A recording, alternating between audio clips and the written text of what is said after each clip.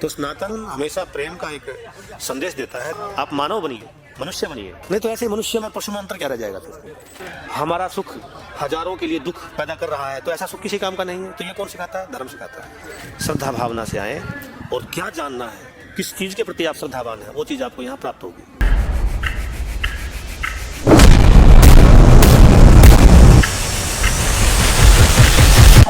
सभी युवाओं को इस चीज को ध्यान देना चाहिए। जो चीज हम डालेंगे, पानी में डालेंगे या हम वायु को प्रदूषित करेंगे धुएं या अन्य चीजों से, विषैले तत्वों से, तो वो मल्टीप्लाई होकर लौट के आएगा हमारे पास। आना उसको हमारे पास ही है, क्योंकि जो हमसे जाएगा वो लौट के हमारे पास ही आएगा। तो इन चीज़ों को समझना बहुत ज़रूरी है। प्रकृति का सम्मान बहुत ज़रूरी है। पेड़ पौधों से, नेचर से आप प्रेम करें, जल को आप महसूस करें। आपकी धमनियों में, आपकी हर नस नाड़ी में वही जल तत्व प्रवेश कर रहा है कि नहीं? आपका जीवन है वो। उसी तरीके से अग्नि तत्वों का भी सम्मान करना है। सभी तत्वों का जब हम सम्मान करेंगे, पूरी प्रकृति, यहाँ तो पत्थर, वृक्ष ही नहीं, पत्थर भी पूजते हैं हम लोग तो यहाँ तो सजीवता हर जगह है। यहाँ निर्जीव हम किसी चीज़ को मानते ही नहीं। हर जगह जीवन है, क्योंकि हर जगह वो सत्य है, हर जगह वो परमात्मा मौजूद है। तो जहाँ परमात्मा है वहाँ निर्जीवता तो हो नहीं सकती। तो यहाँ तो जहाँ पत्थरों से लेके, वृक्षों से लेके, नदियों से लेके, पहाड़ों से लेके, मनुष्यों से लेके, बच्चों से बच्चे बच्चियाँ, इन सब की भी पूजा होती है हमारे यहाँ। तो सनातन हमेशा प्रेम का एक संदेश देता है। कुछ मूल धर्म सूत्रों को समझना होगा। अब धर्म का नाम आते ही लगता है जैसे पता नहीं कितना गहरा और कितना उसमें जाना है। नहीं, आप सत्पुरुषों का संग कीजिए, जो आज के इस वर्तमान समय में जो बेहतरीन है, जो धर्मगुरु हैं, हमारे चारों पीठों के शंकराचार्य हैं, या जितने भी हमारे आचार्य वृंद हैं, अखाड़ों के मंडलेश्वर, महामंडलेश्वर, ये सब हैं, इनके पास गुरु परंपरा का वो ज्ञान है। तो आप जब वहाँ जाएंगे तो ये कौन सिखाता है कि आप अपने माता पिता के पैर छुओ, उनका सम्मान करो और उनको बेहतर जीवन दो। ये भी तो धर्म ही सिखा रहा है ना, कि माता पिता के प्रति आपका क्या धर्म है? अपने आचार्य के प्रति क्या धर्म है, अपने मित्रों के साथ आपका क्या धर्म है, अपनी पत्नी के साथ आपका क्या व्यवहार होना चाहिए। ये सब सीख कौन देता है? ये धर्म से ही आएगी। नहीं तो ऐसे ही मनुष्य में और पशु में अंतर क्या रह जाएगा फिर? कोई भी नहीं है। तो मानव इसलिए वेद में कहा गया मनुर्भव है, कि मनुष्य बनो। तो मनुष्य को क्यों कहा गया मनुष्य बनो? इसलिए कहा गया क्योंकि पीछे से न जाने कौन कितनी योनियों से आया है, भ्रमण करते हुए अब मनुष्य देह उसको प्राप्त हुआ है। तो जो पीछे की जो प्रवृत्तियां हैं उनका त्याग करके मानवीय संवेदनाओं को धारण करो। आप मानव बनिए, मनुष्य बनिए। और मनुष्यों को लेके ही ये देखो, सनातन तो पूरी सृष्टि को लेकर के नियम है। यहाँ तो वृक्षों का भी ध्यान रखने के लिए कहा गया है, नदियों का, हर जीव जंतु का। यहाँ तो बोले ना, आटा चींटियों में डाल दो, जी बिल्कुल ठीक है ना। गाय को रोटी खिला दो, कुत्ते को खिला दो, है ना। तो हमारे यहाँ तो हर किसी के प्रति पूरी प्रकृति, अकेला खाने वाला पापी है। वेद ऐसा कहता है, अगर आपको कुछ दिया है तो आप उसको मिल बांट के खाएं। ये कौन सिखाएगा? धर्म सिखाता है ना। आपसी प्रेम भाव का संदेश धर्म देता है। ये स्कूलों में आपको जो पढ़ाया जाता है वो तो अच्छा है, वो भी काम का है, लेकिन आपके जो सुखी करने वाली जो चीज़ है, जो आपको अंदर से सुखी करेगा, वो तो गुड, और आपके माता पिता के जरिए, आपके गुरुजनों के जरिए ही वो ज्ञान प्राप्त होगा आपको। तो इसलिए संतों से जो वास्तव में गुरु परंपरा से हैं और विधान से जिन्होंने शास्त्रों का अध्ययन किया है, जो शास्त्रोक्त बातें ही जो करते हैं, ऐसे ही नहीं मनमुखे ढंग से अपनी कुछ भी बात कह दी, वो नहीं है। जो प्रमाणिक हो, जिससे हम भी सुखी रहें और दूसरे को दुख ना पहुंचे, ऐसा भी तो कोई रास्ता होता है ना।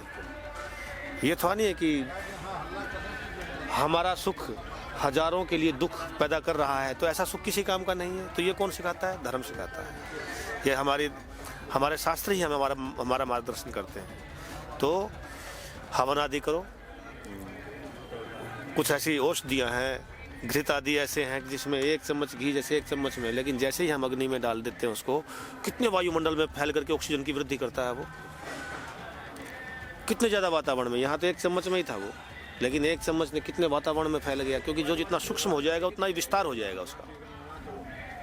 जो जितना स्थूल होता है वो उतना सीमित होता है, जो जितना सूक्ष्म होगा वो उतना ही विस्तारवान होगा। तो उसी तरीके से जैसे कोरोना थी, एक बीमारी तो थी, सूक्ष्म थी, वो आंखों से दिखाई भी नहीं दे रहा था, उसको लेंस लगा के देख रहे थे, है ना। तो जो जितना सूक्ष्म होता है वो उतना विस्तार प्राप्त कर लेता है, और उसको पकड़ना भी इतना आसान नहीं होता है। तो जो सूक्ष्म कीटाणु हैं, जो सूक्ष्म वातावरण में जो प्रदूषण है, नकारात्मक, जो हमारे स्वास्थ्य से लेकर हमारे मन आदि को भी विकृत तौर पर प्रभावित करता है, उन सब चीज़ें हवन आदि करने से, विधि पूर्वक करने से वो सब चीज़ें वायु की शुद्धि होती है, हमारे आसपास के वातावरण की शुद्धि होती है। एक घर के अंदर एक शुद्ध गाय का घी का दीपक अगर जलता है तो पूरे घर के अंदर ऑक्सीजन की मात्रा पर्याप्त मात्रा में हो जाती है। लेकिन लोग कहेंगे अरे खा लो 1 चम्मच घी, जलाने से क्या होगा? तो खा करके देख लो, खा करके कौन सा तीर मार लिया? तो भैया जलाएंगे तो पूरे घर के बच्चे वगैरह उसी सुगंधी को लेंगे, सबको उसकी पावर मिलेगी, लेकिन शुद्ध देसी का घी हो। अगरबत्तियाँ अपने घर के अंदर जलाओ तो बिल्कुल शुद्ध अगरबत्तियाँ, धूप बत्ती शुद्ध हो। ये ना हो कि बच्चों के स्वास्थ्य को, आजकल केमिकल्स वाली बहुत ज़्यादा आ गई हैं और वो स्वास्थ्य के ऊपर नकारात्मक असर पड़ती है, क्योंकि हर चीज़ में मिलावट कर दी मनुष्य ने। तो शुद्ध रूप से कोई भी चीज़ हो, उनको अपने घर के पूजा स्थानों में जो लगने वाली चीज़ें उनको वहाँ जलाइए, तो वायु भी शुद्ध होगा, है ना। और अग्नि तत्व है वहाँ, जल का लोटा भरा हुआ है, उसमें कुछ फूलों की पंखुड़ियाँ हैं, पूरे 5 तत्व वहाँ बैलेंस में होते हैं।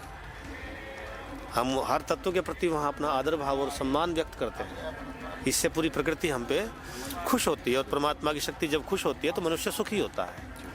तो इसीलिए हाँ, तो ये सब आपको ये कुंभों में साधुओं के दर्शन करने से, महात्माओं का संग करने से ये सब चीज़ें आपको प्राप्त होंगी।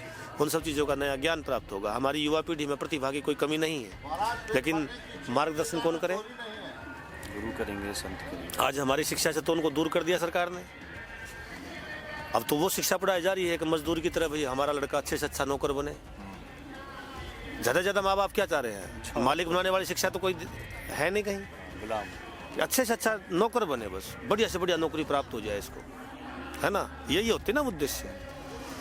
ऐसा है। तो शिक्षा सिर्फ नौकर बनाने पे आधारित है, मालिक वाली शिक्षा नहीं है। तो मालिक वाली शिक्षा जो है वो आएगी अपने अंदर से, अपने स्वभाव से, वो स्वभाव से आएगी। नहीं, वो भी ज़रूरी है। मैं ये नहीं कह रहा हूँ कि ये शिक्षा बाहर की बिल्कुल बेकार है, बिल्कुल बेकार नहीं है। उसमें भी बहुत कुछ ऐसा है जो आज के व्यवहार में, आज के अनुसार हमको वो ज्ञान प्राप्त करना भी उन बच्चों को ज़रूरी है। लेकिन अपने इस ज्ञान को भी नहीं भूलना चाहिए। प्रकृति के प्रति आदर भाव हमेशा बना रहना चाहिए, और अगर ये नहीं बनता है तो प्रकृति में फिर रोग, शोक, भय और दुख ही पैदा होंगे। फिर आज हॉस्पिटलों की बिल्डिंगें एक से एक बड़ी से बड़ी, इतने बढ़िया होटल नहीं मिलेंगे जितने बढ़िया हॉस्पिटल मिलेंगे आपको। क्यों? क्योंकि सारे तत्वों को प्रदूषित कर दिया है, सब चीज़ों को दूषित कर दिया। तो स्वास्थ्य के ऊपर अब मनुष्य के ऊपर आ पड़ी। जानवरों के यहाँ जंगल में कोई हॉस्पिटल होते हैं क्या? वो लोग अपना स्वस्थ रहते हैं। लेकिन मनुष्य ने सारी ये खुद ही इसका किया धरा है, और खुद उसको भोगता भी है। तो कम से कम दूसरों को नुकसान ना हो, हमारे किन्हीं कर्मों से इस चीज़ का ध्यान देना चाहिए। अपनी नदियों को पवित्र रखें, और यहाँ विशुद्ध रूप से एक आध्यात्मिक और धार्मिक यात्रा पे आप यहाँ आ रहे हैं, उसी का ध्यान रख के यहाँ आएँ। और कहते ना, जैसी दृष्टि वैसी सृष्टि। तो जिस तरीके के जो डिमांड, जैसी डिमांड होगी वैसी सप्लाई होगी। मांग और आपूर्ति का जो नियम है, ये यूनिवर्सल रूल है। आपकी मस्तिष्क जिस चीज़ को बहुत ज़्यादा 24 घंटे में ज़्यादा चिंतन आप जिस चीज़ का करते हैं, वैसा ही वातावरण आपके चारों तरफ होने लग जाता है। पहले घटना यहाँ घटती है, बाद में यहाँ इस दुनिया में घटती है। ठीक, तो यहाँ जब आप आएँ तो आप क्या डिमांड लेके आ रहे हैं, उसी तरीके की सप्लाई यहाँ से होगी। अगर आप बहुत बेहतरीन और उन अमृत कणों को यहाँ महसूस करने के लिए आएंगे जो उस समय पे उस घड़ी में होते हैं, तो आपको उसी तरीके की मानसिकता भी अपनी रखनी पड़ेगी, उसी तरीके की डिमांड भी आपके यहाँ होनी चाहिए। क्योंकि जब आप घड़ा अगर उल्टा हो तो कितना भी कुछ बरसता रहे, उस पर कोई असर नहीं पड़ता है ना। तो रिसीविंग पावर तभी आएगी जब आपके अंदर जिज्ञासा होगी, ऑब्जर्व करने की क्षमता होगी, है ना। तो ऑब्जर्व करने की क्षमता का मतलब वो श्रद्धा भावना से आए, और क्या जानना है, किस चीज़ के प्रति आप श्रद्धावान हैं, वो चीज़ आपको यहाँ प्राप्त होगी।